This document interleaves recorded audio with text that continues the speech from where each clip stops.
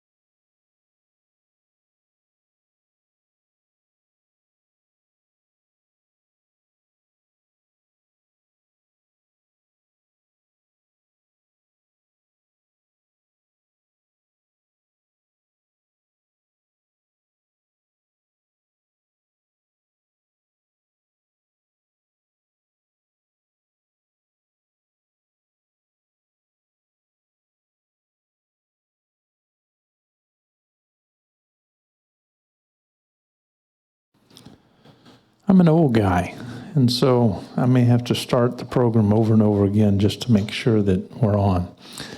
So tonight we have this amazing show with Bob Greaves. He's my co-host tonight, and he's been in Pensacola, believe it or not, and it's been a wonderful time having him here. And so welcome, Bob, to the show.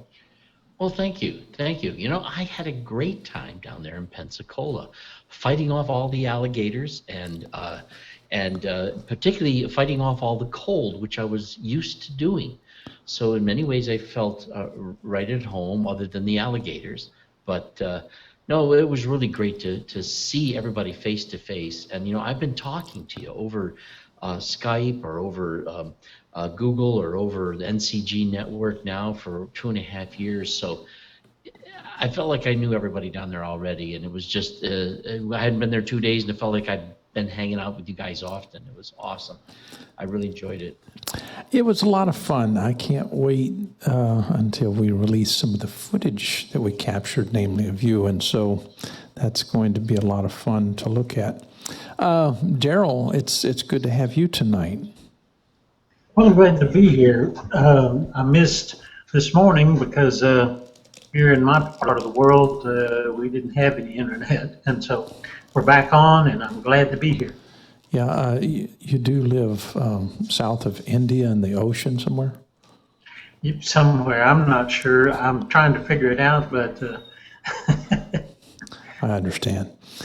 We also have a couple of guests that I find extraordinary. The first one would be William Langill. He's a pastor that got in trouble because he was listening to people who think differently. Welcome, William. Hey, welcome. It's good to be here. Good to hear from you again the other day, Doctor, and looking forward to the conversation. Well, it's so good to hear your voice. We have Pep Washburn as well on the show, and we're going to be talking about the first part of the show. We want to talk about universalism in the context of what kind of mindsets do we have in the context of universalism. Some people are claiming ultimate reconciliation. I think that's what it stands for. While others are saying we don't need to be reconciled. And so we're going to have this discussion. And if you have any comments or questions, please put them, to the side, wherever you are at, whichever network you're watching. And so let's move forward. I would like for Pep to be the first one to address this because, I've really been impressed namely with your writings. You have a book that you have recently published, and I want, before we even get into the questions, why don't you let people know how to get the book, and then we'll discuss some issues concerning universalism and ultimate reconciliation and all that stuff. Well, Dr. Jones, first of all, the book is, I want to say that the book is not an analytical approach to theological questions.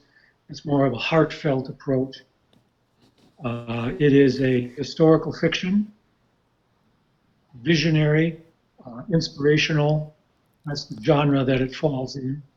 The title of the book is Touching Spirit, The Letters of Menominee.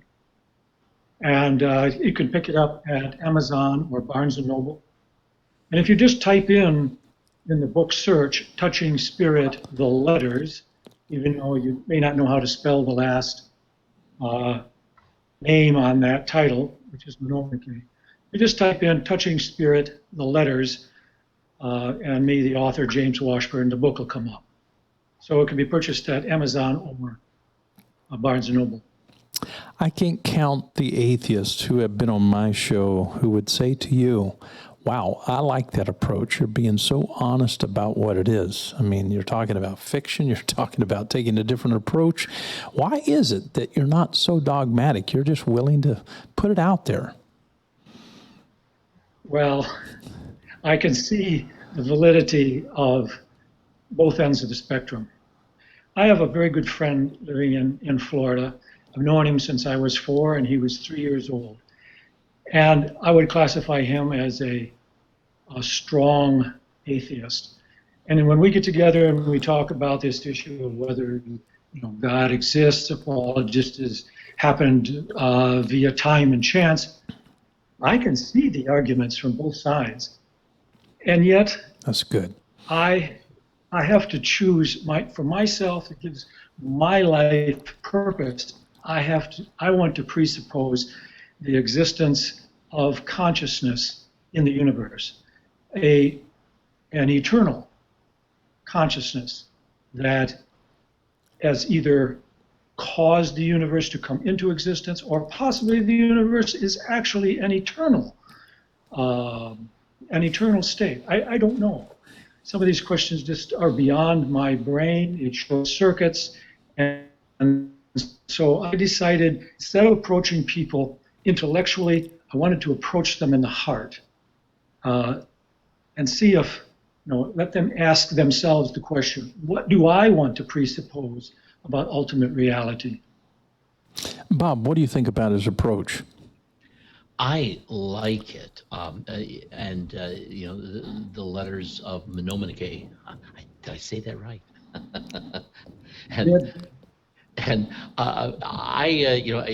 I've gone over some of the book, and I really like it because I think that there is a level.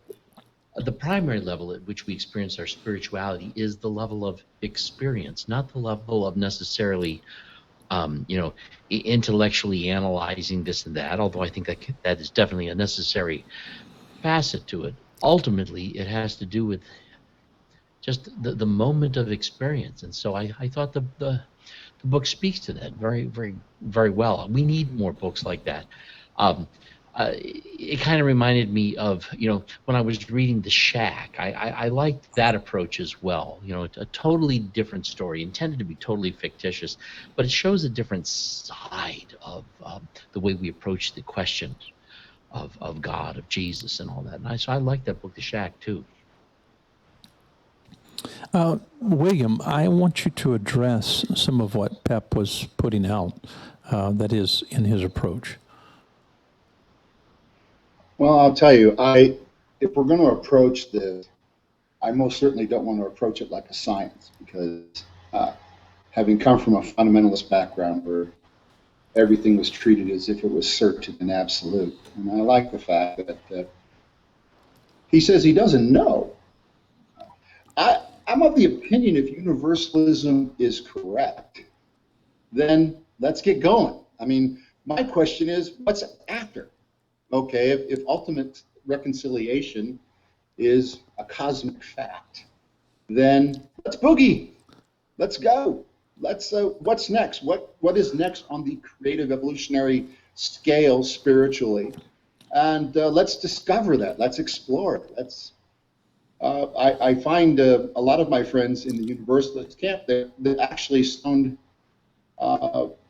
more like theologians than they do like mystics. And I like the fact that this brother sounds more like a mystic than a theologian. I agree. I so agree. Pep, I want you to put something on the table that is extremely powerful to you, because I think that most people who will read your work, I think they will get a taste, a sense of where you are going, namely with your book. We went over some of these things the other day when you were on the show, but I think that sometimes when you just talk, it makes so much sense. And so put something awesome on the table, if you will. Well, what came to mind is, were you talking to me, Yes, I'm talking to you. Dr. Jones? Yes, I want you to put the most awesome thing on the table. I'm not pushing. I'm just asking for you to put us in this state of going, wow. Well, I don't, I don't know if I can make you wow. Let me, as we were talking here, my mind was switching into something Bob said, and that is about the existential experience. And I had mentioned about making presumptions. We cannot know if there is an eternal consciousness. I make a presumption that there is. To me, there is empirical information out there that tends to push me in that direction. But ultimately, I cannot say yes or no. And so I guess what I'd like to do, as far as putting something on the table, is to read to you a short prayer by this old man who's writing these letters. Now, let me set the stage. He has just lost 2 children. They have died to a disease. He questions whether life is valid or worth living. He questions the existence of the spirit to whom he's always assumed was there. And so here he is in the middle of this angst, of which every one of us here have been in the middle of this angst in our life, questioning whether life has any meaning whatsoever. And he has no place to turn, but he utters these words. This is the only place he knows to turn. Master of life, if you can hear me in this place that I am in, you must know how my heart is gray, because the light is far from me. Inside, I am like the big lake by my cabin, with confused waves going in all directions. There is no meaning to my existence. I cry in the night, I look for the sun to rise, but it always remains dark. I need eyes to see a future, because mine have gone blind. I need a voice to speak for me, because I cannot say words to express myself. I clench my teeth at you. I need hope. I cannot do this alone. I am like dried up lichen on the rocks when the rains have been withheld. I am like a dry spruce seed waiting for your rain. But I fear I may never become a tree like I thought I was to be. I cannot hear your voice. Maybe you have never been there. Maybe I was tricked from the beginning, thinking life was a good thing. This goodness has flown away, and I cannot know how it will return. Where are my little ones? Are they gone forever? I need hope. I cannot do this alone. Help me to understand this mystery. The moving lights of the northern night sky even do not bring me comfort of hope in life beyond this one. If only your sacred fire would flare up inside me again. Can you open my ears to hear you speak? Or will the rest of my days be lived in silence? I am angry, and you are the one I grip my teeth at. I cannot believe you do not see me or hear me. All I can do is wait at your door. Please open it. The life I have felt from your face before is the only thing that will save me.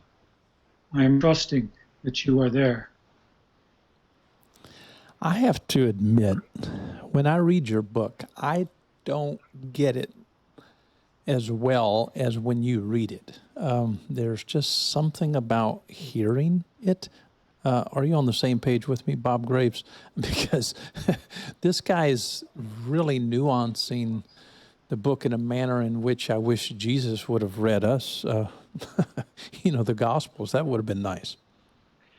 I hear you. I mean, it's always better when you hear it aloud than if you just read it. But no, yeah, I find that when I read it, there's this imprecatory approach that it reminds me of even some of the Psalms, and I even think of it as a more poetic version of some of the things Frank Schaeffer had to say. Yes. Where there's a great deal of uncertainty and doubt, and yet surrender to the uncertainty and doubt involved. That is, I think, so honest that we all have experienced. One of the reasons why I think that the theists were more open to what Frank Schaeffer had to say than atheists were, because I don't think it's possible to be an honest theist and to always feel certain. I just don't think it is.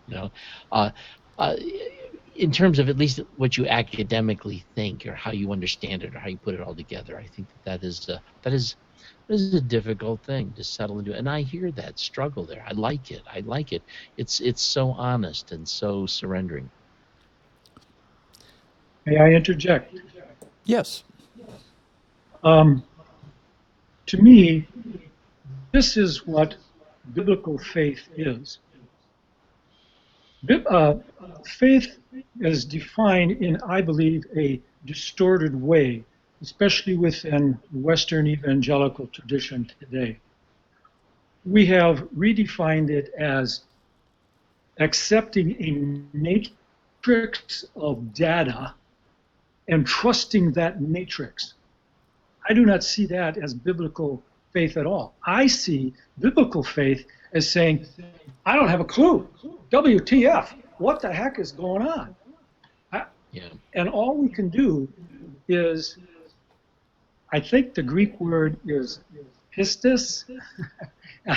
I think all we can do is we throw our hands in the air and we tip over backwards. I think that's what that word pistis means. We fall over backwards in abandonment into the hands of the great mystery. I think that's what biblical faith is. It's not the confidence that we're supposed to be exhibiting in so much of Christianity today. Many of the lexical scholars that I've been around in my lifetime have argued that when you deal with pistis, it's simply throwing your body on it, and the manner in which you explained it by just falling back, that would be a great example of it. It's not this mental assent to X, Y, or Z factors and trying to accomplish something by what we think in the Western world is trusting. And so I really enjoy the way that you put it. It's wonderful. William, we're going in this direction concerning faith, concerning the biblical text possibly. What are your thoughts here? I was talking to a man today after my morning service, and he was both excited and a little bit concerned. He was concerned because in order to move forward, you have to let go of a great many certainties. And he realized that this uncertain space was so spacious, and he had been so used to a confined theological construct that there was a bit of an intimidation there. And my idea was that I told him, well, whoever told you faith was a certain thing? Faith is the celebration of doubt. It's the it's the hanging on by the hairs of your chinny chin. I said, just let go, like the movie Gravity. When you get outside the spacecraft, it is quite intimidating. When you were pontificating all these certainties about the God that you held in your theological bombs. And but I said, oh, but what's more fun than that exploration? And you don't need to know, you just need to go. That was my idea about it. I mean, is that original with you? You stated faith is a celebration of doubt. Yes, yes, exactly. Not a celebration of doubt, but an admittance of it. A celebration is not, a faith is not, it is not certainty. It is a confession of the darkness. It is a confession of the unknown. And yet there is a hope there. There is a trust, but you're winging it. You're hoping that, quite frankly, there is a response to your call of faith, as that brother just shared that wonderful prayer. There's a which is risk filled of with- adventure, is what you're saying there too. There's a risk of the Absolutely. adventure of it, right? Yeah. Yeah, Absolutely. this is really getting good. I was talking with my wife early this morning, and I said, honey, in a sense, I think Richard Dawkins is similar to Jesus in this sense. Jesus was talking about having this mustard seed sized kind of faith, if you will. And Richard Dawkins talks much about the number 7. In other words, on a scale of 1 to 7, he would say that, most of that is pushing back on the God notions, and he would leave just a little bit of room for there being actually a God. And in a sense, I think that Jesus might have been saying the same thing, but in a different way. Maybe if we live life with mustard seed sized faith, if you will, just maybe leaving an option open for the possibilities and live the rest of our lives in question, skeptical of everything, it might become more meaningful because, in Jesus' day and time, in the days of Jesus, everything around him was so dogmatic, and he was attempting to get people simply to question what surrounded them. And so I find these two gentlemen who are on the show tonight as our guests are very inspiring. That is, in that they do want to raise questions. They want to say that faith is a celebration not of certainty, but of doubt, a confession of the darkness. That's good, Bill. Yeah, I would warn people that are watching the show tonight that we don't have any answers for certain for you. And that if you are looking for certain answers, you should probably check out TBN. Because here it's going to be wide open and like life really is, instead of that pretend stuff. That's good. Daryl, what are your thoughts on this? I've been sitting here really enjoying the experience. Bob talks a lot about the experience. And right now, I'm really enjoying what's going on because I want to make an observation.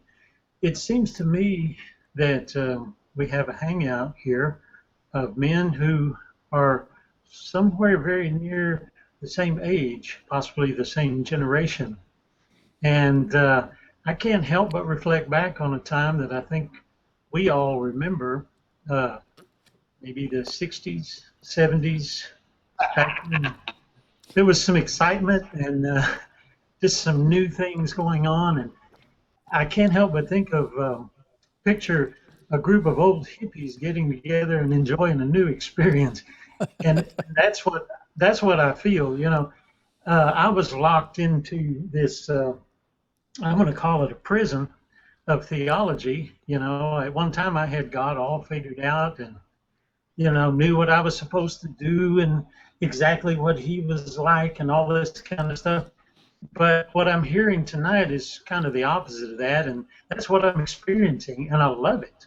The sky's the limit. Who knows where we're going? Who knows what what's in store for us.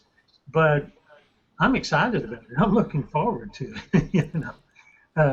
It seems like there's so much to learn, so much to discover, and I have a feeling we can get somewhere together. Pep, I want to throw actually a theological term at you. And what I want you to do with it is just let go. I just want you to take a deep breath and just let go and see where that might take us all. Are you ready for it? We'll see. Okay, I'm putting you on the spot tonight. I mean, you're too good to be true. Now, listen to this. Here it goes. Sin. Well, okay. I don't believe in sin. That's just where my head is at. But let's define it. It's a term that we can use, I think. I think it's reference to stupidity, ignorance, humanness. I'm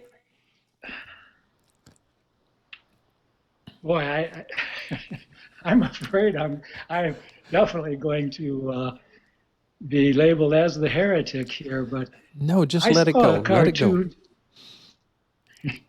I saw a cartoon today. It was this little kid, little baby. He's like, 10 days old. He's looking up in the camera. One eye's going this way, the other eye's kind of squinted down, and he says, "Original sin? What the?" You know what I'm about to say. I just got here. I'm not to blame. What did I do wrong? I hope I'm not yelling too loud in the microphone.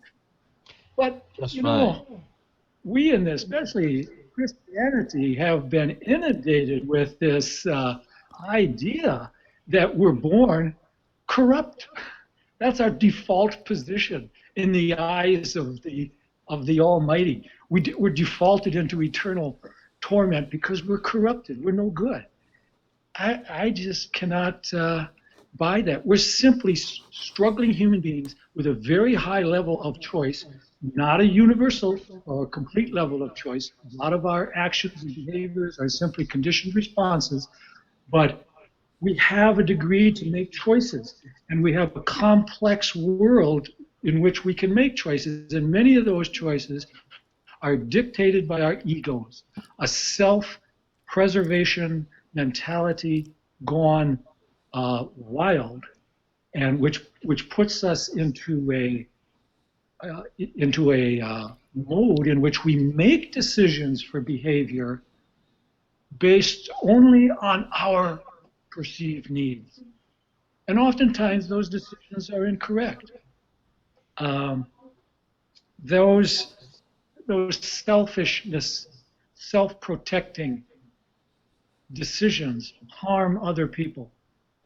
And maybe we can call that sin, but I think it's just our humanness. And I don't believe that the all-consciousness, the all-parent, holds his children responsible for their humanness. I agree. I agree. Kind of where I'm at. If you have children, you've sometimes seen the younger kids try to do something that isn't a good idea, isn't going to work, and sometimes that's actually quite amusing to watch. As they're learning, and I like what you had to say there. Particularly what was speaking to me there was dismissing the traditional way that we tend to define it. I think it's kind of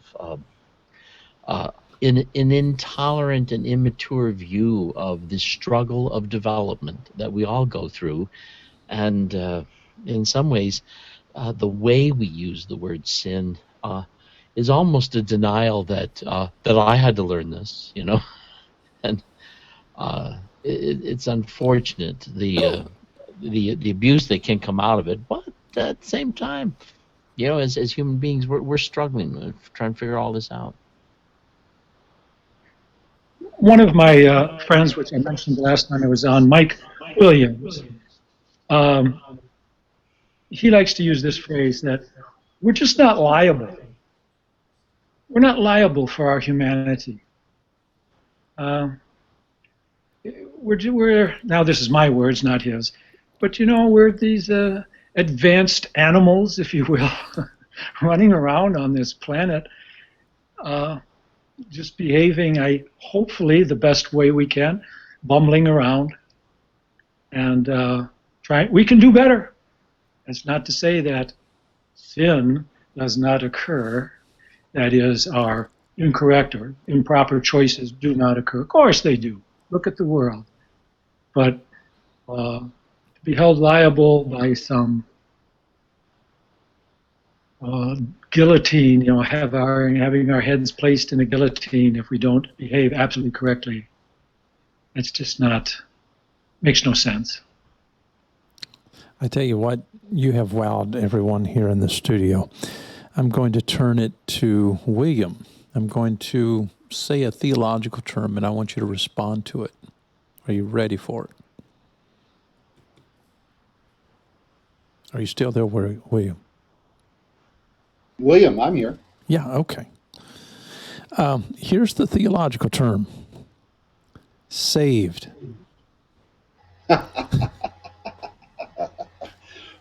Well, that kind of goes right with sin, doesn't it? It's all part of the same false construct, huh? You meet somebody in the street, the first thing they do is take you back to the book of Genesis, because you have to, in other words, to be saved, you have to be lost, right? And so they take you back to the book of Genesis to find a concept of sin, which is never actually mentioned. All God ever says is, it is good. And then from there, they take a presumption and jump to the idea that you need to be saved.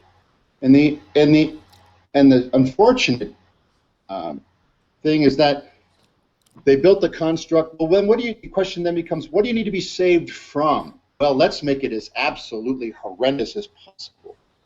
Because, if you're going to make a sales pitch, you really want people to make your choice, you have to make the other choices absolutely horrendous as possible. And so what are we saved from? Eternal hell, damnation, torture. Well, hell, I take not that, okay? It is, in the insurance industry, they used to call it adverse selection. You know what I mean? Is it any wonder that the church is full of people who want to be saved, burning forever in hell? What a weak sales pitch. It's sad beyond mention. And I'm personally so over it. I actually think when Jesus is talking about saved, and I actually have no concept what the word actually meant. I have a good friend in Florida, and he always says that words do not have meaning, they have usage. Okay? And so I am quite certain that Jesus wasn't saying, I remember talking to someone one day and they said, well, if there's no hell, what is Jesus saving you from? I said, exactly. What a ridiculous idea. I see that Jesus came that you might have life and have it more abundantly, if we want to play a game, which I don't. And so live your life and live it well. Love deeply. Boy, jump off the end of the boat ramp and into the water and have a damn good time. You don't need to be saved, but we need to save each other. Okay, and there is this event that occurs in love where you see this great, as the second chapter of Philippians says, this great condescension. You know what I mean? I think God realized that the Old Testament model was a complete failure. And he figured, I better suck up some humility here, because the whole, the earth is going to suck you up in fire, and say, this crap ain't working. So what are we going to do? Well, I better get humble. I better eat some humble pie. And so then we have this story of Jesus is basically God eating humble pie. That angry, you better make me happy, God, is just a waste of time. So the whole thing about saved, I just don't buy any of it. But I am in the process of saving all the time. My love saves people from their loneliness. My compassion, my kindness, my generosity saves people all the time, and we save each other. And I actually think if we get busy saving each other, we actually, for the most part, don't need a God who saves through some kind of sacrificial system. That's in lieu of doing your homework. So get busy, and if you just, Peter says it, and I don't even know if he actually said it, but Peter says, love covers a multitude of sins. That kind of works for me. But let's have that as a basic premise of salvation theology. Just get busy loving, and I don't know that there's much else to do. Amen. That was good. Okay, now I'm going to put Bob Greaves on the spot, and then I'm going to come back to Pep. Are you ready for it, Bob? Sure. I am ready. Okay, this is deep theology here. One word: indexicality. Indexicality. I'm not accustomed to using that as a theological term, but I'm toying with you, Bob. yeah. But indexicality, yeah, to me is the fact that we use words in a way that that point to other things in our environment, and that by being aware of what's actually in that environment when somebody uses a word, helps us to more clearly understand just what they're really meaning by that usage. I was sitting here thinking, what should I ask Bob about indexicality or modality? Because it seems like most people, namely in the business of selling theology, have no clue as to what these ideas are. And so Yeah. that was a tough one. But I wanted Can to throw you off just a little Can I go bit. on a little bit of a rant here? Go for the rant. Love it. Love it. Go for it. Talk about the alligators too. Yeah. Oh, gotta watch out for them alligators. But it amazes me now, because I've studied linguistics and I've enjoyed it, and I certainly don't think of myself as a world-leading expert. But I definitely enjoy reading, Chomsky and Pinker and Edward Sapir, and even going through some of the academic journals and seeing what people are talking about now and studying various different languages and usage. I enjoy this stuff. But the thing that amazes me is that there's a group of people, a tribe of people in this world who claim to believe in a book that they perceive to be the Word of God. And yet they don't even study what words are. They don't understand what language is, and yet they believe that there was this literary device being used by their God to communicate to human beings. And they're not the least bit interested, or don't strike me as being the least bit interested, in truly understanding what the human cognitive dynamics are involving the acquisition and usage of language, both spoken and written. And as a result, they're not familiar with all of the ways in which words actually work and function. And it would seem to me that if you really believed that this book possessed this divine urgency that comes from it, that you would pick up some sophisticated way of understanding words that's a little bit more involved than simply, well, it just means what it says. That strikes me as so either naive, lazy, or dare I say ignorant. I don't know. That kind of surprises me. That was good. That was good. Now I'm going to ask Daryl, not a question from the context of theology, but I'm going to ask Daryl something along the lines of something in the context of humanism. Here's the term, Daryl. Are you ready for it? Maybe. Okay, it's difficult. Love. Oh my goodness, that's a tough one. Okay, Well, don't go into theology. Just Oh, stay no with problem. humanism. Problem. that's something that I experience on a daily basis.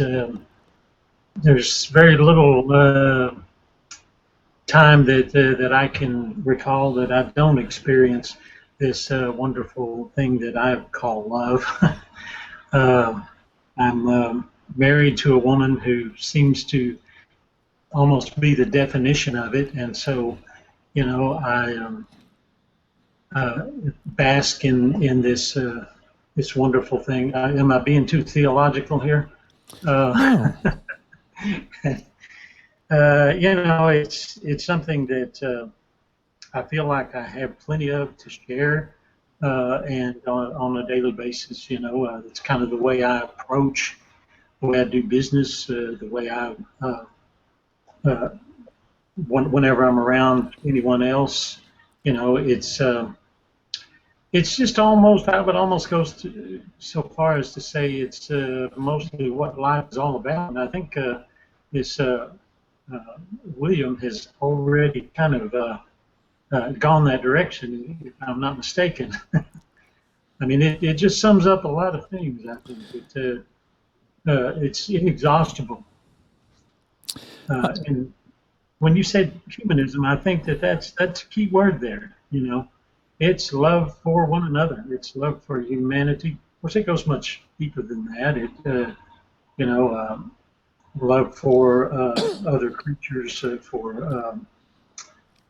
just it's a large category. Put it mildly. Pep, when I said something about the term saved to William Langill, I think that you wanted to add something to that. Am I wrong? Yes. This popped into my mind. Salvation, saved, to me is a state of mind.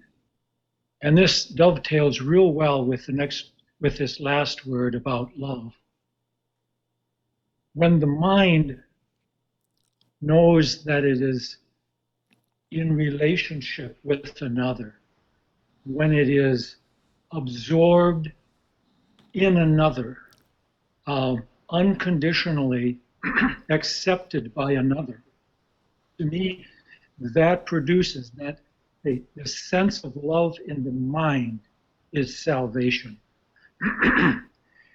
This is the picture that was shown to us, I believe, by Jesus, that even at death, with his resurrection, he was not abandoned by God. My God, why have you abandoned me? But he was not. So this universe does not abandon us. We are unconditionally accepted and loved by the universe, even in death. So having said all that, I think that plugs into this discussion on saved. To me, that is the saved state of the mind, knowing I've always been loved, I am loved, and I always will be loved. So you really don't believe that the wages of sin is death? Well, sin. Okay. I had to pull it out there. I mean, this is rather funny in a way, but go for it. Okay, you're going to have to repeat that. Your audio broke up, so if you can repeat that. Oh, okay. This concept of original sin is, I would rather say it this way. The garden story is a myth transmitting our deception that we're not loved, that we have been abandoned. And what was your question? I brought up the notion, it's often stated, especially by Protestants these days, the wages of sin is death. And where that leads theologically is in that we have this need in being justified, saved, all the rest of the stuff that goes along with that. And so, what is your pushback on that? Yes, well, the wages of believing the deception, buying into this idea, unfortunately promoted by most religions, is that we are not loved by ultimate reality. And what is the wages of believing that? Well, we're going to receive death in the mind, if I may put it that way. We receive this idea of condemnation, and maybe it's a philosophical way or of putting it, but to me, that wages of sin is the wages of believing a lie. And the truth shall set you free. The truth is, this universe is benevolent. This universe is all-embracing, the all-consciousness. Allah, God, Gitchi Manitou, He embraces us all. And I'll say amen to that. That's good. That's good. Bob, do you have something to add here? Well, yeah, when we talk about the wages of sin being death, that's in some ways, I think, very poetic talk for saying that the if you're going to do things where you're missing the mark, it doesn't really have a future, and that's true. That's true, and if you're not going to grow up or discover how the outcomes of certain things could be better in a different way, it's just not a good way to really live.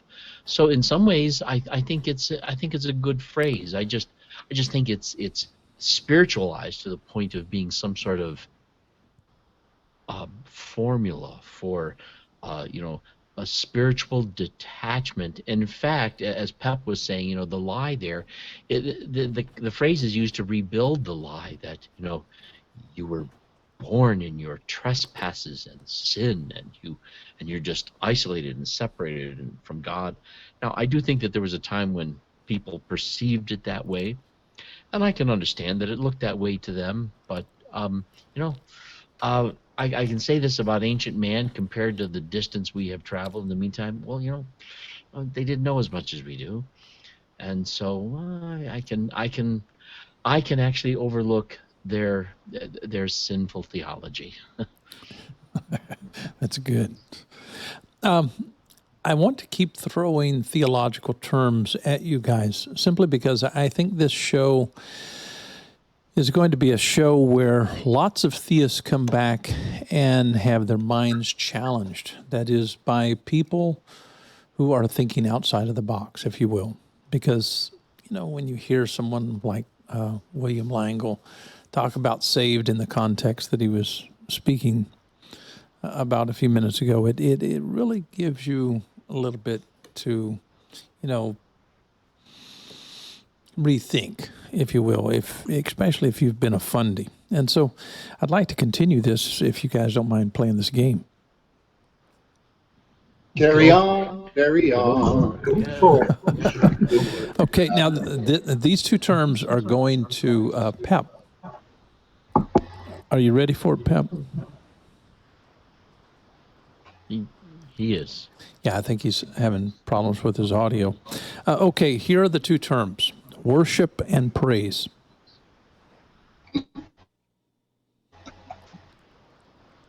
Oh boy. Worship and praise. Mind is, God does not need worship and praise. We need that. I think automatically runs over and out of our beings Can you When repeat we're that? Because free- we lost your audio, and I want people to get what you just stated. I think I know what you said, but I could not hear the audio clearly. And if you don't mind repeating that, because I'd like to go back and have our editors take some of these clips and put them in short measures so people will listen to them over and over again. And so if you would respond to this again, that would be awesome. Okay. Worship and praise.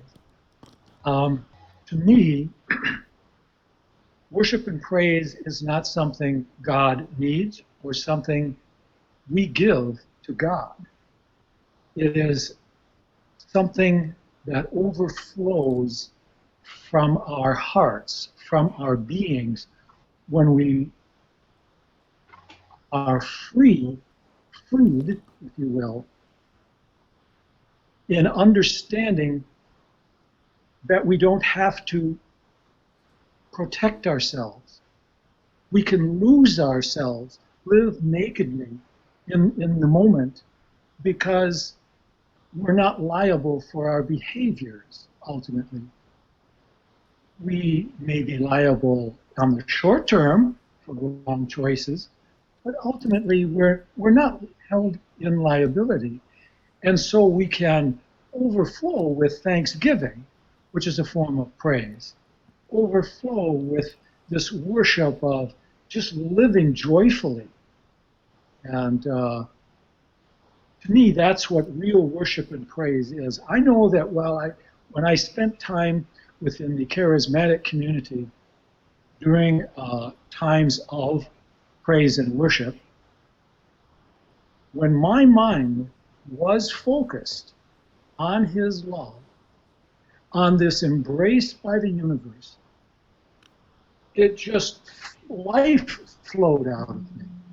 And this life gave me, this life was worship and praise. I guess that's all I can say. Maybe someone else can expand that. William, I saw you smiling when I said those two terms. What are your thoughts there? It's a prison. Worship and praise in Christianity it's become narcissism, and how I keep wondering, how long does Jesus have to hear how wonderful he is? I mean, if you do something for people out of humility and love, how long do you have to keep getting kudos about it? I'm done, personally, with kudo Jesus, thank you for saving me. I'm over that. And being over that has been the most exhilarating feeling, because now I walk outside at night and I see the stars, and all I have to do is be in wonder and awe of it. And I don't need to target praise to certain names, Greek, Hebrew, whatever their constructs are. It's just not necessary. I know in studying the life of Christ, he didn't appear to me to be a narcissist that was required, love me, love me, love me. And I can't believe that the creator of the universe, I was watching viewing some of the latest Hubble pictures, and I just can't believe that the source of that is like, oh, bow and give me, 5 times a day, bow and put your butt in the air and tell me how wonderful I am. And this is just silliness. Praise. I praise every time I see my wife, and I praise every time I smell dew and feel it in my face. And I praise and worship all the time. My life is a praise and worship of just living now and loving every minute of it. And my idea is, if that's not good enough for God, then too damn bad. So you didn't sign up for this 24/7, 365 to march around the throne, praising him day and night? Shame on you. I actually think that's idolatry, and I think it is the fullest expression of the word idolatry. Okay, And but I- Pep was saying something about worship and praise that really felt good, something you that know, really made sense to him. Let's talk about that for a few minutes. What do you have to yeah, put on the table, Bob? I, we, there are, just as Bill was saying, that he can praise his wife. There are things that I am genuinely impressed with, and I think that the gratitude that is natural, where we express that is very appropriate and useful. Uh, just to acknowledge, and I think there's a sense in which, I'm kind of impressed with the universe, and as a theist, I'm risking the notion that it was created by God, and it's a damn nice job, and I don't mind saying so, but at the same time, I don't feel this obligation that I have to live a life of kowtowing to God.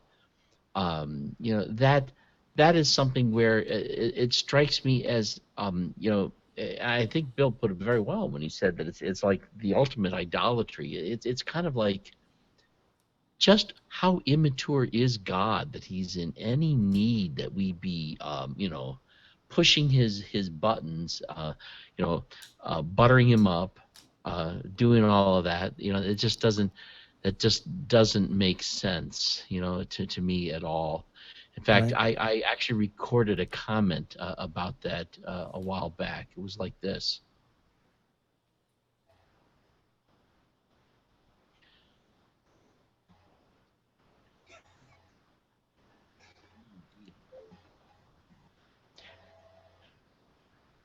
Did that come through? We could not hear No. it, but the picture's beautiful. I had recorded in some before where I'm just going, I Who was don't that get it. guy? Do it a little bit louder, Bob. Do it again. Okay, we'll try this.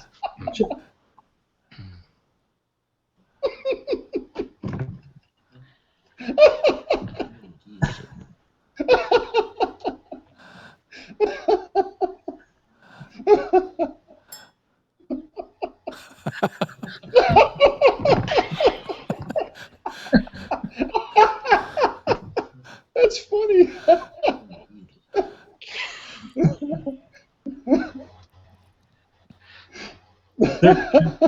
What is this guy saying, Bob? I'm just saying, I don't get it.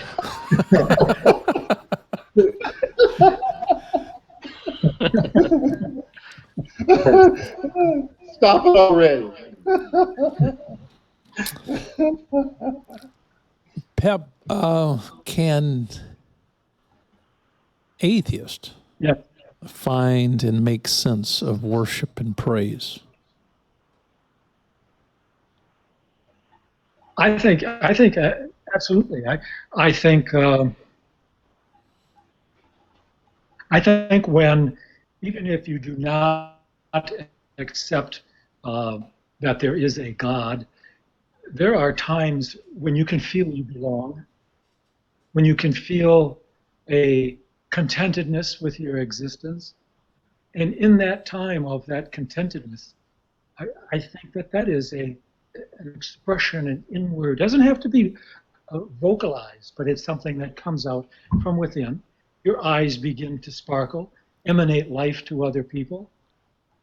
That's worship, praise. That's good. That's good.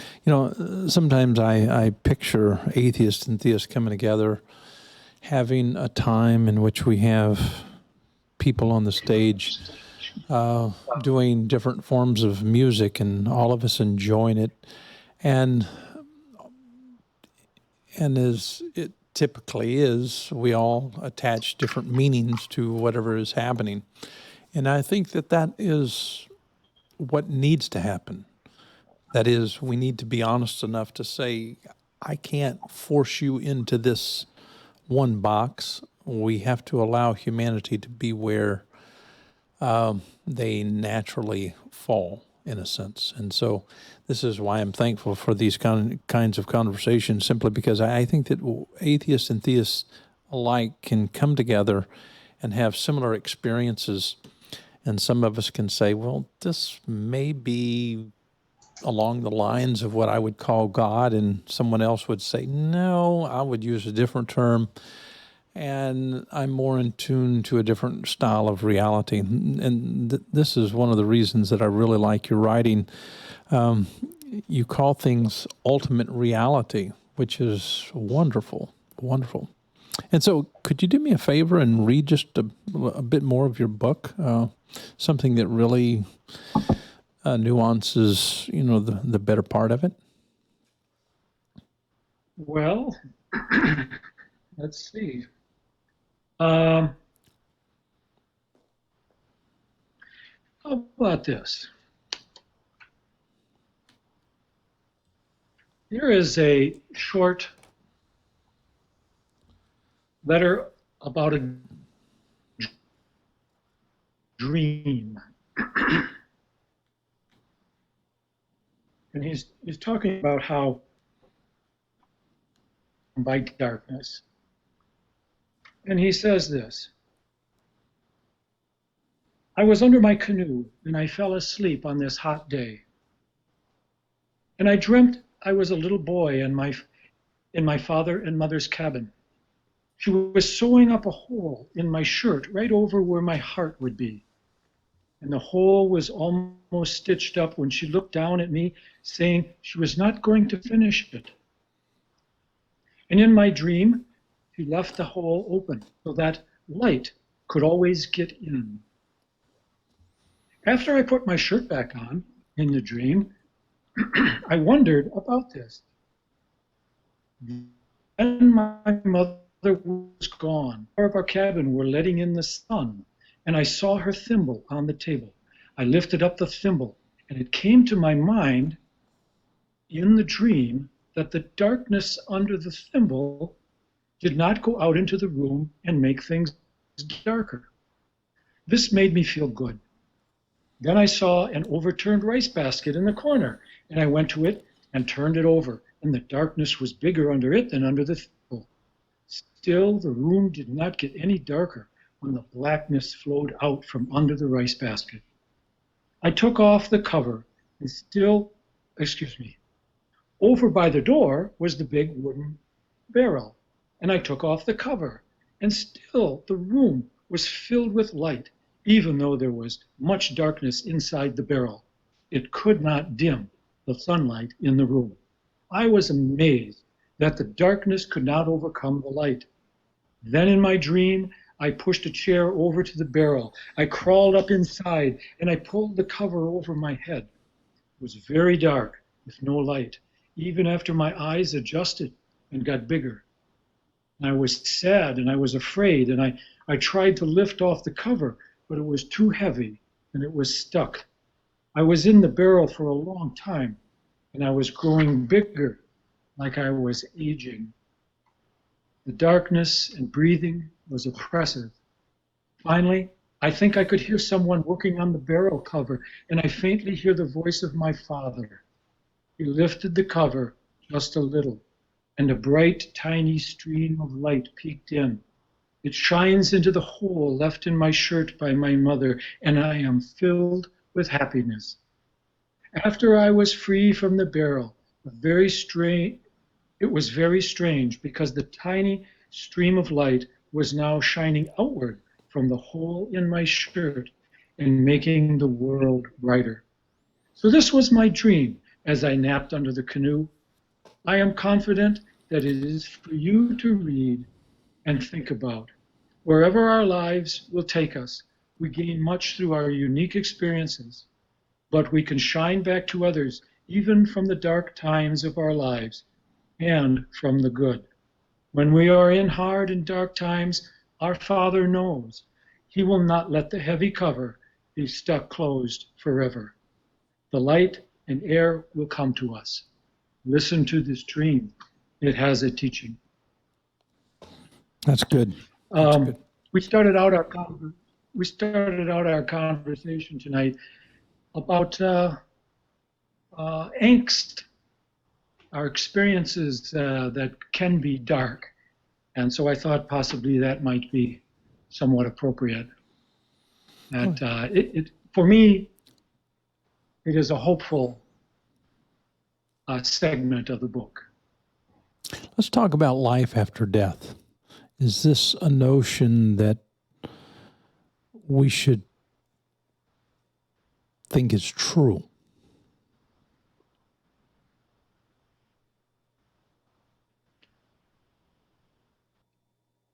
And you ask it in a very kind of odd and interesting way. You ask, is it a notion that we should think is true? And my response to should, I don't know that we should. I think it's an interesting probability, and I there's a part of me that by faith says, you know, I look forward to that, and there's a part of me that also realizes that, well, if I'm wrong, then I don't have anything to worry about. You know, it's just it is, and I'm done, and I'm gone, and you know. But should I? I don't know that I want to approach any of this spirituality with a sense of should. You know, I don't like when you get your should on me. You know, but is it a useful thing? I think that depending on how a person appropriates it, it can be a very useful thing. This is perhaps true of people who have, when someone has passed and they've died, that somebody could be such a meaningful existence to you, and that when they're gone, that's it. You're never going to see them again. That is a sobering thought. I think it's also a thought worth having as well, to recognize that this could be the deal. But so I guess I'd want to take that should out of it and look at it as a very fascinating possibility, as well as a very realistic fantasy. Bill, what are your thoughts on the same topic? Well, I like the word may rather than should. I think in contract law, there's the should and may. And I think may, first off, I don't think it matters. I don't think it's that important in the sense that I know a lot of people that believe they're going to heaven, and it doesn't seem to actually affect behavior. As a matter of fact, I know people that believe they're going to heaven and getting a bunch of virgins, and it doesn't seem to affect behavior. It doesn't seem to deepen love, caring, kindness, compassion, creativity, or any of the things that are necessary to move this grand experiment forward. So May works for me, and I'm okay with that. I find that I don't, if there is a God of love, as the brother is proposing, and I believe that the only one worth believing in is one that is love, that you shouldn't have to spend a whole lot of. I think that the church has made us be so obsessed with the should get to heaven thing that immediately makes me want to fight against it, because it must be wrong, and it seems to have created a mindset in people that has become an obsession. So, may we go to heaven? Sure. Are there NDA stories all over the place, and not just from Christians, but from India, all over the place, of people experiencing life after death? And how beautiful is that? It's like a great Aesop's fable, And but you're not going to know, and so you live your life as if may is true, and you don't sweat the should part. I mean, at least that's my point of view. Pep. Yes, Bill raises an interesting point here about heaven. Life after death, presupposes within the monotheistic religions this heaven. And to me, what has happened with this concept of going to a better place, it has negated our responsibilities here on this planet. And it sets up this antagonism between the hereafter and the now.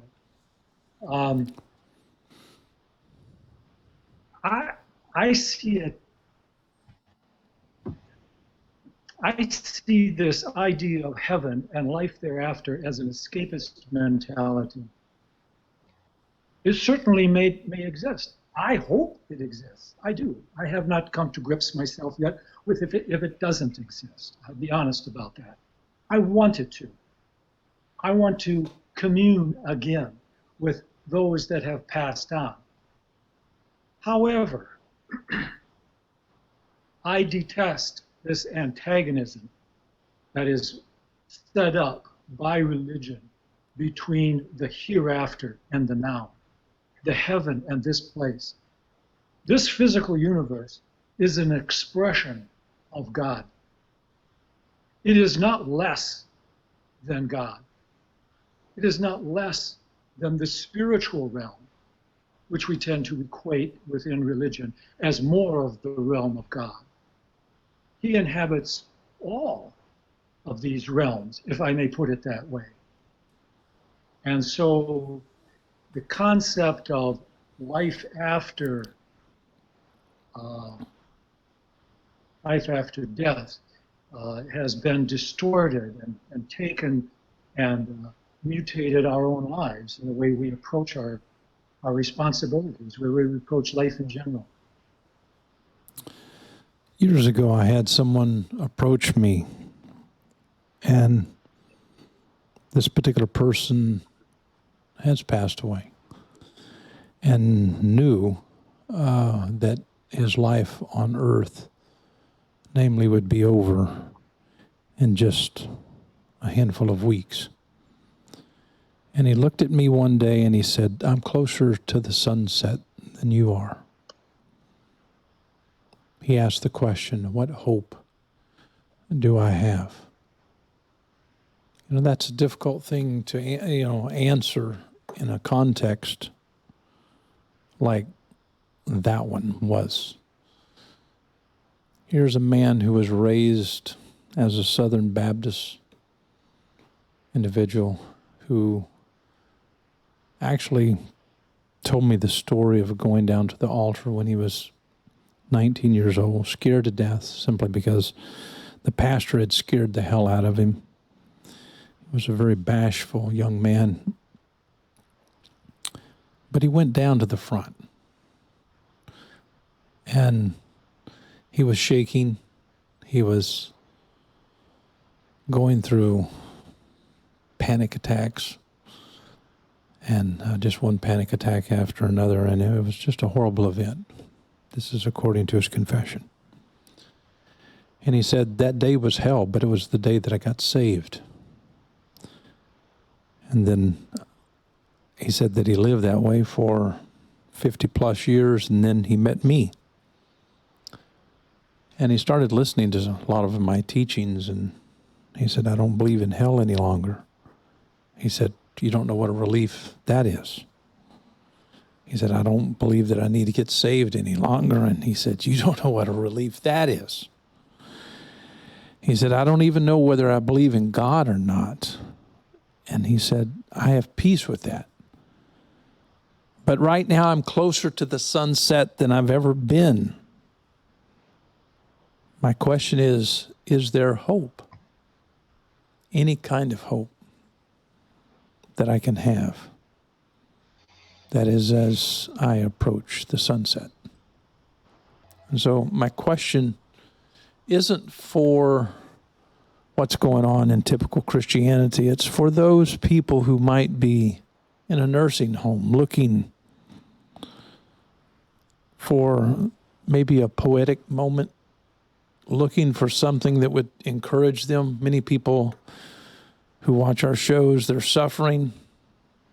Not many people know what they're going through, and sometimes, it's very insensitive, but sometimes we have shows when we're mocking how, people have certain belief sets, but yet at the same time, I have to question, are there some useful belief sets that people need in their lives, that is to approach the sunset?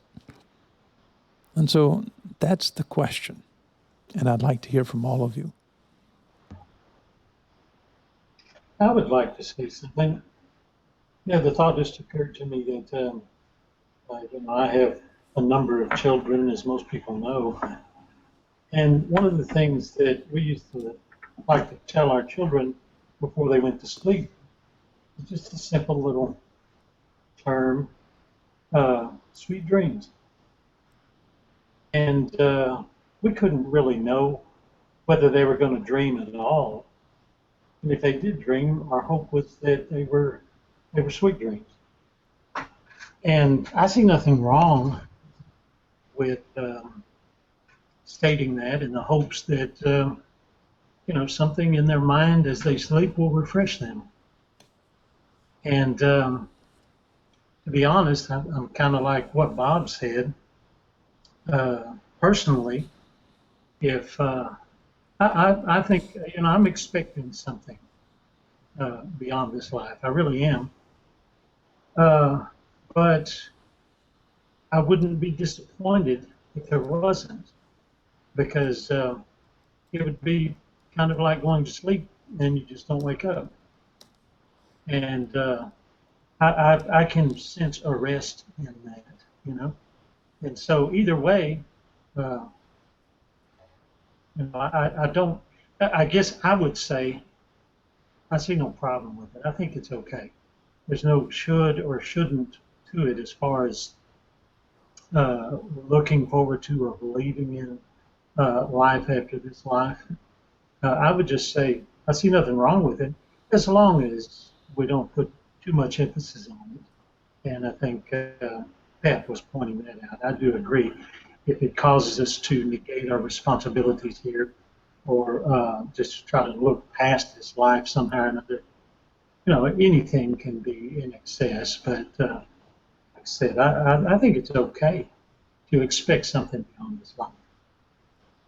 What are your thoughts, Pep, on what I was asking?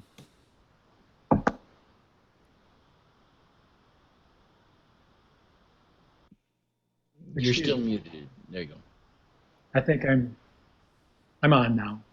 I concur with Daryl. I don't have a problem with people who want to believe in a life after death, nor with those who think there is not life after death. I want to believe that there is. That is my presupposition. It gives me satisfaction. And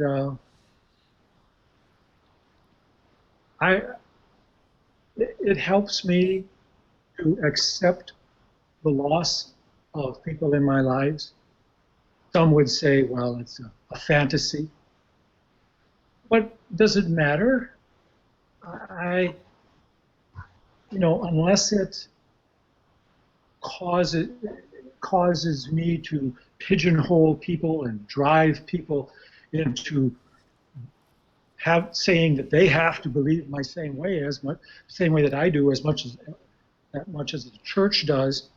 I don't think it matters that we believe whether there's life after death or not. I put hope in the story of the resurrection. And as I listen to other so-called near-death experiences, that encourages me. And I guess that's all that I can say about it. I'm hoping that there's life before death, to be honest with you. And because a lot of people have been robbed of life before death, sadly. If there is not life after death, the opportunity that some people have in this world is radically unfair. in some ways. I mean, you think of some people born in a place where there's just deep poverty. The children are born, they suffer, they starve, and maybe die at the age of 6. Um, if this life is all there is, I mean, that's a possibility. It just strikes me as so terrible that we who are alive can sit by and just let that be. I think this life that we do have now is one thing we can definitely count on, apparently. But also, when you say, when someone is reaching that twilight moment, I don't think that's a time to try to change their mind about anything. It might be a time to console them if they're upset. But it is certainly not a time to kind of bring forth an agenda. Uh, some people believe, some people don't, and perhaps just a reassurance of that addresses the concerns that they do have would be appropriate. But to try to put on the table concerns they don't have when they're facing that twilight hour, I'm not so sure I see the usefulness or the help in it. I don't know why it brings to mind, but I think of one of the doctors who was working with George Harrison as George Harrison was in his final hours. He brought his kids in to meet George Harrison and got him to sign a guitar and I can, there's a part of me that understands the Beatle fan that would want that, but at the same time, he's dying. His family is grieving the moment that they know is coming. They don't need any of that crap, and so it was really kind of a horrible moment there. But so when a person is approaching death, I really think you got to respond to that moment in a way that is sensitive to the person who's going through that and what it is they appear to need. And but I certainly wouldn't feel that's a time for me to kind of notch my belt and preach the gospel. That's good. William, quickly, because we want to move on to one last question, and then we want to make some final comments. What are your thoughts on what I was asking? Well, I've had the opportunity to be with many people at the end of their life. And normally they are surrounded by their family and lots of love. And I just encourage them in love. I don't find it necessary to give them guarantees that I cannot give. But I encourage them. And whatever imagination, whatever they have hope for, and if they have a little bit of hope, I don't dash it, I build on it. And I build on it creatively and artfully. And it doesn't matter what I think or what I believe. It ends up being what they need. And I am there for them, what they need. And whatever is after is. And I only many seek to add to their comfort, to the comfort of their family. And in that is a great love that builds up, and a great peace many times comes over everybody, and all is well. And that's all that's all I do. That's all I provide. And I'm not here to give a contract or guarantees of I know for certain that this is this and that is that. I like the scene. I like the one statement from the movie Ghost. And Patrick Swayze at the very end, he says, "Love is all you take with you." I like that. That's good. Okay, here's the last word that I'm going to throw out there that I would like to hear some feedback on. And here's the context, the 1960s. I want you to think about the Beatles. I want you to think about groups like the Beatles. And I want you to say something pertaining to this term. And I would like for Bob to go first. inspiration? Well, they say that if you remember the 60s, you weren't really there. I never got caught up into the drug scene. In fact, I had a good friend who did, and he's in fact since passed. He died in 2011. He and I were songwriters together in a band together when we were teenagers, and he got lost into the drug scene. He got away from it, but he continually went back, and he struggled his entire life with various forms of addiction. And having cared about him and known him, and being I saw what it was doing to him. It just, I wanted nothing to do with it. But uh, the 60s. Wow, what a day we were growing up. You know, we had Martin Luther King doing the marches. We had the Vietnam War, trying to bring that to an end. I was definitely a protester, um, but we also had an economic future of boom that we were really headed into. That was in many ways unprecedented, and many people experienced a great deal of financial change in their lives. That was for them, fortunately, much to the better. But when I look at the 60s and I look back at them and look at them in terms of other cultures, um, I feel it was also a very tough time. You look at the apartheid going on in South Africa, the difficulty that's going on as the Palestinian and Israeli conflict is really getting going. Um, so it was a tough time, but you know what? It was also the time of my youth, and was, at least for me, a very wonderful time.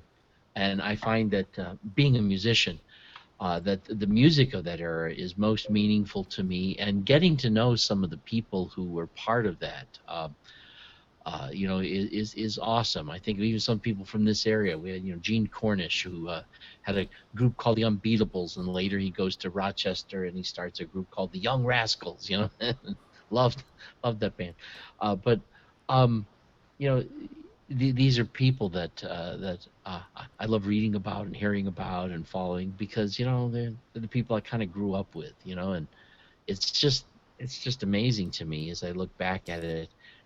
I've had an opportunity to grow up in a most exciting time, as many have. I even think back to my grandmother, who, when she was born, the only way to get around was on a horse, and before she died, she was watching people walk on the moon. It was just incredible. So I find myself amazed at the 60s.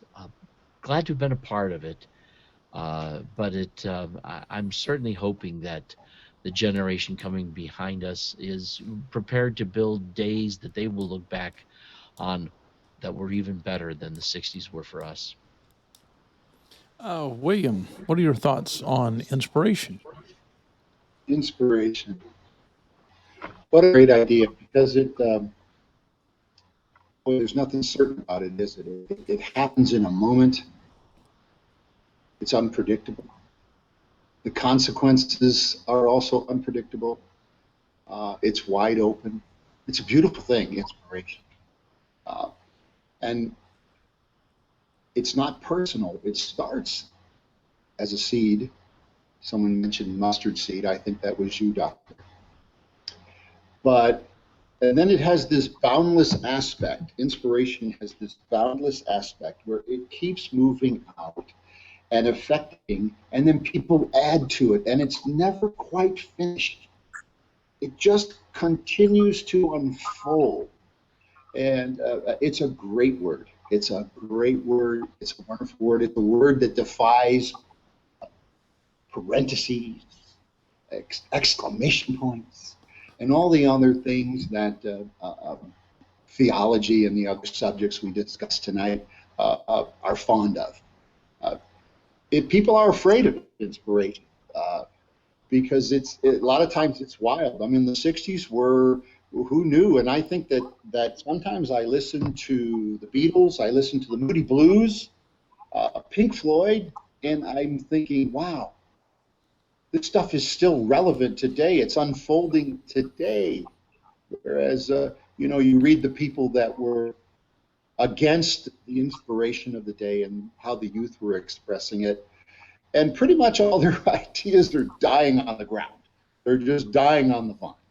And yet these concepts that George Harrison, I remember the first time I heard My Sweet Lord, and someone told me, oh, don't listen to that. That's Hinduism. And yet I was always attracted to it. I thought, what is the openness of this? And who's Krishna? And what bold people exist? I'm ready for a generation of bold people like there were in the 60s. I think the world is ready for another group of inspirational people similar to that generation. That's really good. That inspired me. Daryl, what are your thoughts on the context of this inspiration? Well, I'll start off by saying my wife accuses me of talking about the 60s too much. I don't think I do, though. But, actually, more recently, I have actually realized the inspiration that I received in those days and from those days. There's so many songs that still are ring in my mind. I love to think of them. I love to sing them, such as, All You Need Is Love. Yeah. What the world needs now is love. All we are saying is give peace a chance. Now, to me, the memory of that inspires me today because I feel like I'm so much closer to the reality of it. I think in the 60s, we were searching. There was a real quest. I mean, it's like we've lost something along the way. There's something missing here. We need to discover it. And I feel like I'm much closer to that now, understanding what real peace is, what real love is. It is very attainable. It's something that we need to continue to pursue. And so, those, I will admit, those days were very inspiring days for me, but the inspiration of those days actually is affecting me in the present, and I think is pushing me forward into the future. Maybe the question should have been, did the 60s inspire you more than the Bible did? But I'll move on. Pep, what are your thoughts about inspiration? Well, inspiration, I guess I would define it as being inspirited. And the first thing that comes to mind is a question that Jesus put to those that were gathered around him at a dark time in his life, if you will. And he said, people were leaving him, walking away. And he said, and will you, talking to the 12, I guess, will you leave me too? And one of them responds this way. He says, well, where can we go? You have the words of life. And so when I hear that word inspiration, these 12 men saw the inspiritedness of this Christ. And there's that hope. To be inspired rises up in me. It gives me hope for tomorrow, for today.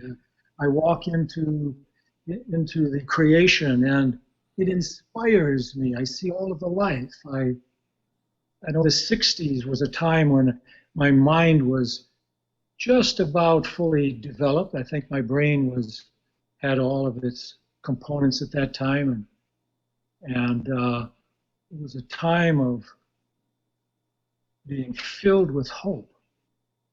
So I was inspired by it. But like Daryl is saying, we lost that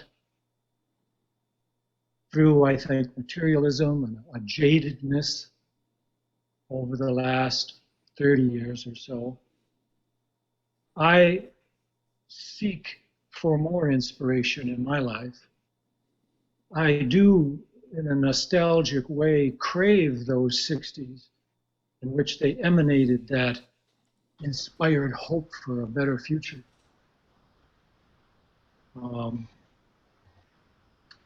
So I have to keep coming back, as I started my comments here, I keep coming back to this image I have of the Christ, this one filled with spirit, a life exuding and lifting up people all around him. And that's, to me, that's what I quest for in my life. And it comes upon me. It comes out of me. It's not something that I have a formula that I can say, today I'm going to be inspired. I don't know where it just happens. It's a serendipitous occurrence. And if I may, I feel that there are really aspects of what I wrote in this book that are inspired. I don't know where some of them came from. And so that's my comment. Wow. Doctor, can I quote a great prophet from the 60s? Certainly. Okay, let me quote a great prophet of the 60s.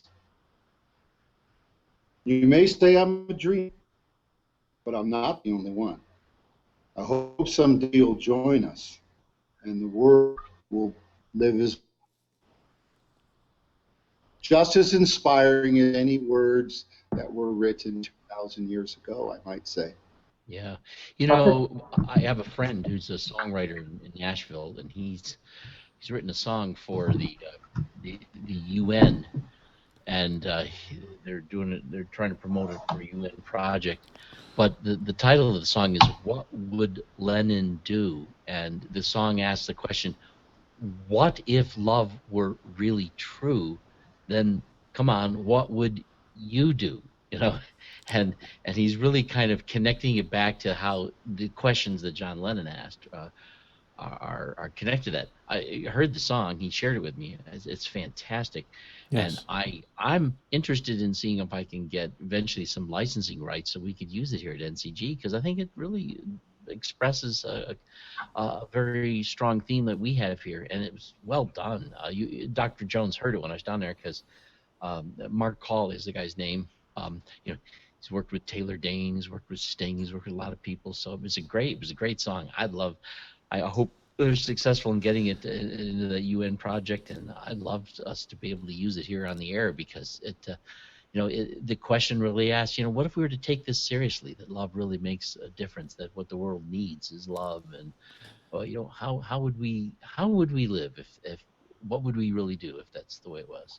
It really, truly nuances the whole idea of compassionism, and it's one of these songs that it's going to stay around for a long, long time. And so I hope, Bob, you can get those things done so we can play it.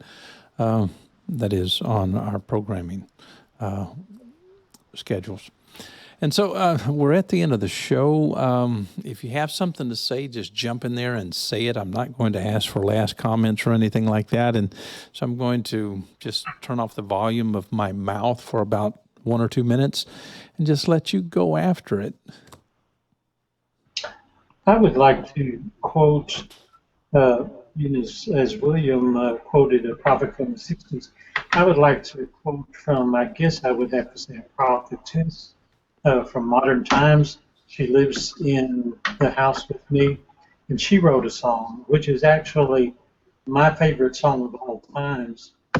And some of the words are this: we are family, there's just one body.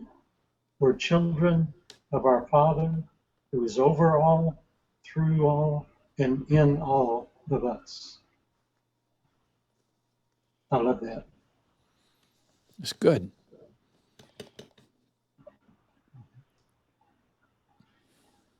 Complete silence. No one else wants to say anything. No, okay. I will. one of the favorite people I'm reading right now is Joseph Campbell. I don't know if any of you are familiar with Joseph Campbell. He taught a lot on myth. Brilliant, brilliant man. And I want to quote him. It's one of my favorite quotes lately from Joseph. If you fear bliss, you put yourself on a kind of track that's been there all the while, waiting for you. And a life that you ought to be living is the one you are living. Follow your bliss and don't be afraid. Doors will open. Could you do that again, because it started breaking up the moment you began the quote. So maybe speak a little closer to the mic and All right. break up. Yeah, do it again. Okay. If you follow your bliss, you put yourself on a kind of track that has been there waiting for you. Is the one you are living. Follow your bliss and don't be afraid. And doors open where you didn't know they were going to be.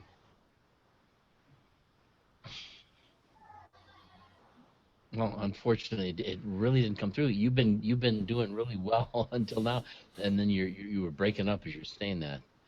But so, I don't know why it was breaking up, but it was, unfortunately. Well, it's the devil. Yeah. It'll Yeah. serve. Pep, Yeah, did you? it's Pep, great did to you? be alive. It's great to have the opportunity that we have. We've each here of a similar age. We've still been through several very different experiences in life, and yet here we are. I'm in my 60s. I have no idea how much more time I have left. And there's a part of me that hopes it's good and long, and there's another part of me that I don't care. You know, it is what it is, and will be. And not that I'm fatalistic about it. It's just that I'm willing to accept the terms that will end up being the terms. Comfortable with that, and what have you. But nonetheless, I'm on this journey as a person who risks belief, in a God who is conscious of me in a life that has meaning beyond just my own earthly existence. But at the same time, I'm not going to waste my earthly existence by deferring to a future day before I allow the experience of life to be all that it really can and should be. And just this is the only shot I know about. But I'll tell you what.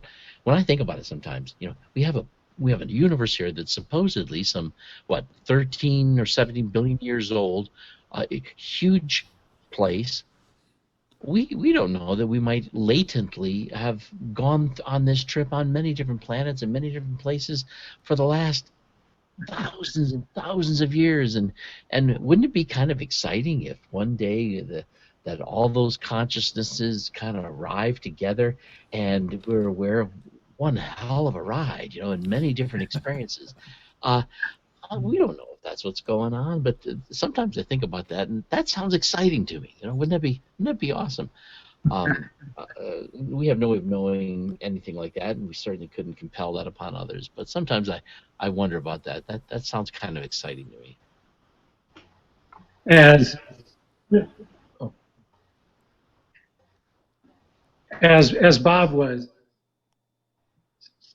as Bob was starting mentioning about growing older, and you don't know how much more time you have left. It reminded me of something, and then I'm going to read another quote from the book. So it's inspiring. This is the old man. He's in his 80s now, Bob. And he says this prayer on a winter morning in his cabin. Good morning, Lord of creation, my maker and my friend. A new day is set up before me. It's another day I have been gifted to live. I lift my face up to the sky above, for blessing to know that you, Father Creator, are with me. And I bow my face down to the earth below, for the blessing to know that my mother, the earth, cares for me. My unending friend, give me an open heart this day to have gratitude to receive whatever gifts you have for me today. I let go of my past and what has gone before so that I can open to reach what is left of my future in this one more day that I have. Help me to find these things I'm looking for, but also help me not to be closed up from discovering what things I do not expect. I wish to know, experience you walking with me on today's new path. Help me to be mindful of your desire to touch the earth and all beings through me. Help me to understand your happiness with the earth, with me, with all people. This understanding helps me to be more fully human. I know you as a friend that lays down everything for the one he loves, and I'm humbled by your love. I know that I don't have to be religious or do anything to prove my worth to you, but I also know that unless I set myself to desire you, to watch for you, I may miss spirit with me in this and every moment. Unless I look, I will not see. Unless I listen, I may not hear. I desire to feel you, so I reach out for you. I come to you not to twist your arm, but to taste and smell your truth and experience my oneness with you. You've given me lots of friends and relations. My family has become larger than I know. Through the western door, you have called many of my family to be with you. And someday, I too will see that door open for me. Assist me to honor those who have gone before and to consider those who are to come. And since I'm still here, this one more day, I believe you have a purpose for me, and I accept it. I wish to become a willing person, not a willful person. Source of life, I let you aim my feet on my journey today, the one more day that I have. So that's how I'd like to end. Wow. I would hate to go on and try to add to that because that was beautiful. And with that said, this has been the place once again. It's the place where we attempt to be intellectually honest, spiritually honest, and biblically honest, whatever that means. And so I'm hoping that you will have a good evening and a great life to come. Thank you.